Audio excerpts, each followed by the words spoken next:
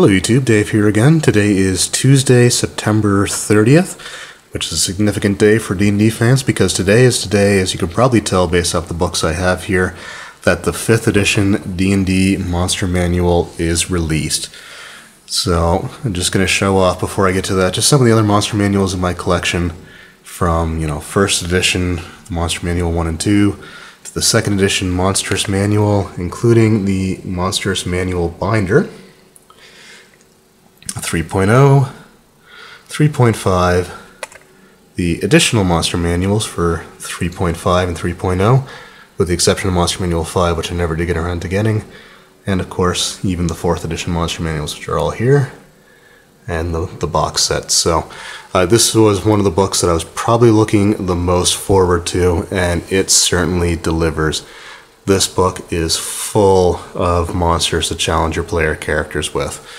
So overall, the 5th edition lineup so far has been pretty solid. So the Player's Handbook's been fantastic. Hoard of the Dragon Queen, a pretty solid adventure. You have to expand it a little bit for your players if you're more experienced, but I think it's all in all so far it's been a great adventure. I started running it. And of course, the reason I'm making this video, the Monster Manual. So we're going to have a look through this and give my full thoughts on it. Alright, so here we have it, the Monster Manual. Have to say right off the bat, love the cover. The Beholder is one of my all-time favorite monsters. Absolutely love it. So the fact that it was what they chose for the cover is just awesome to me because I don't know why. They've been my favorite for years and years now. So just taking a look on the inside. Here, of course, we have our inside artwork, which is a copper dragon. Really nice picture of it too, actually. And then just all throughout, some really nice artwork.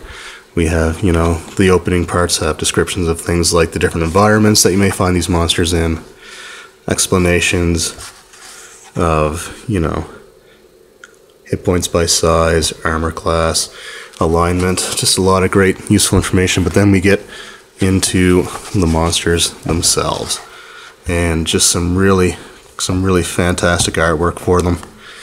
Just all together, just really solid art. Absolutely love it. They did an excellent job with this. The stat blocks I like, they're actually, this is it. Here's the page, that's the stat block, and then there's flavor text. So there's actually quite a bit of flavor text. It's really surprising. When they said they were trying to include as much of that as they could, they really did a great job with it. So, and of course here we have, some other beholders. The new Death Tyrant, which looks quite a bit different. It's more skeletal, and the extra eye rays just kind of float around it, which is kind of an interesting take on it. But this is altogether just an excellent book. Absolutely love it. Haven't had a chance to look through it too much so far, but I like a lot of what they've done with it. I like some of the ways that they have the monsters set up. They have, monsters that are considered legendary. So the last thing you'd really want to do is probably fight a red dragon,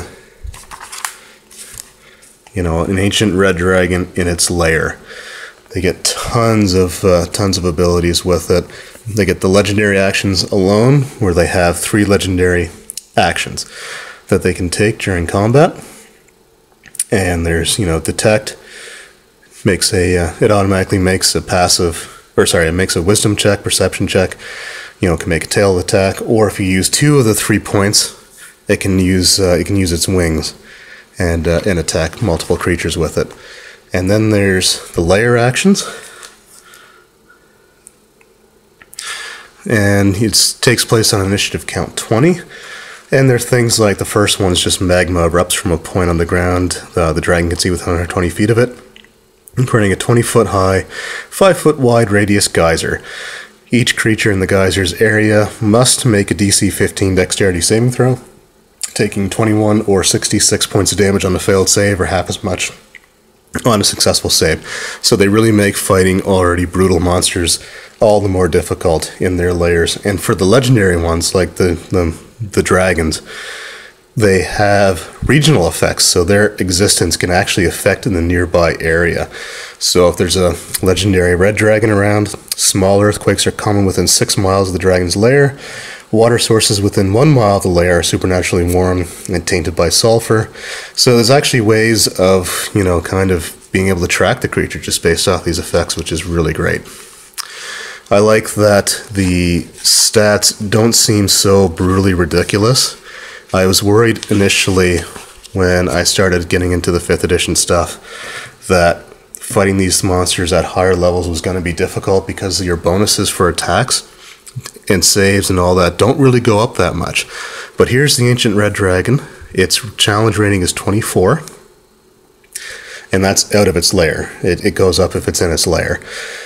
Its breath weapon is a DC 24 dexterity saving throw, so it's high, but for the level that you're probably going to be when you fight it, it's actually not that bad, and its armor class is 22. So the ACs really stay reasonable throughout the entire game, so I was really happy to see that. Like I said, just absolute, fantastic artwork all the way through. Haven't really seen any pictures in here yet that I didn't like. Thought they all worked really nice. The elementals here.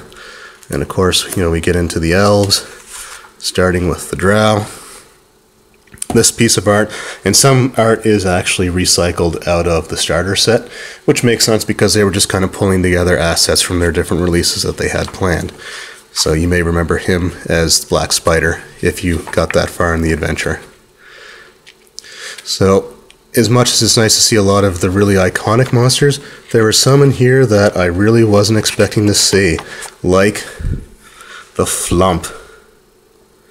Love this monster. I think it just kind of goes to all the comics from Order of the Stick that I would read, where whenever somebody would fall from high heights, there was always a Flump that broke their fall. So it's kind of cool to see them. And again, tons of flavor text. So this is an altogether excellent version of the Monster Manual. I can easily say that so far this is my favorite version of the Monster Manual, and that's coming from somebody who has, quite a few of them over there.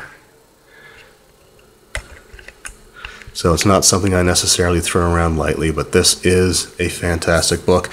The only real minor kind of nitpick that I have with it is the listing of monsters by challenge rating doesn't appear in the book. Like when you get to the back of the book where you'd expect to find it, it's just the pages that they appear on in alphabetical order. So the challenge rating system where it's sorted out is really handy. It's been a staple of the 3rd edition books and even the 4th edition ones. They already had expanded the page count, which I'll talk about in a little bit, but it's something that they really, if they were going to already expand the page count, they could have dedicated a couple of extra pages to it. Now they do have it available as a free PDF download, which I did download, and it's 3 pages. Of course, the last page is only a single column of monsters, so it doesn't take up very much of that. It's something that, they could have shrunk the text a little bit, and they could have included it on, even if it was the inside cover, or, the inside cover on this page, instead of just the plain black. They could have done that, or they could have had the first page on the inside cover of the front, the second page on the inside cover for the back. But that's really the only issue that I have with the book. The stat blocks I really like. I love the flavor text, the attention to detail, and there is a disclaimer in this book, like in the previous ones, and it is absolutely hilarious. There was several Facebook sites that I was on that actually had it printed out, and I avoided it like the plague. I didn't want to see it until I actually got the book because I was really looking forward to that alone. So this is, a no-brainer. It's a must-have. It's well worth the price. I would pay for this at full price, even, if I hadn't got it online. I would have picked it up at the store at the $58 Canadian.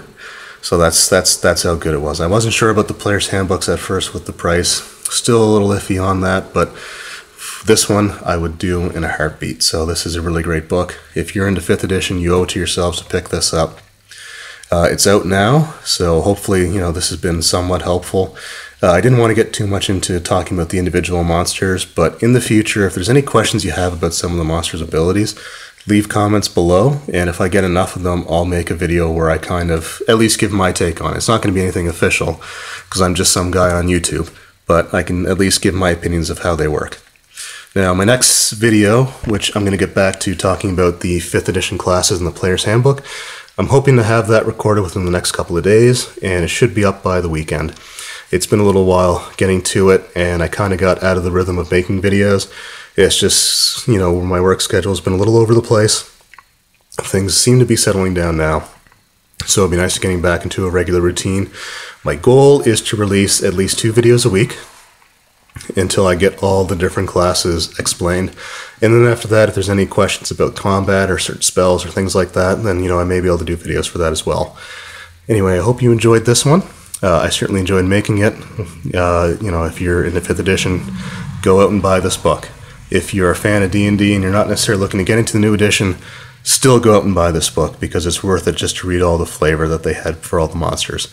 Excellent book, well worth the price. If I were to give it a score, it'd be a 9.5 out of 10. The only thing is, they did expand the page count, so it was originally going to be 320 pages, and it's a little over 350, I believe, now.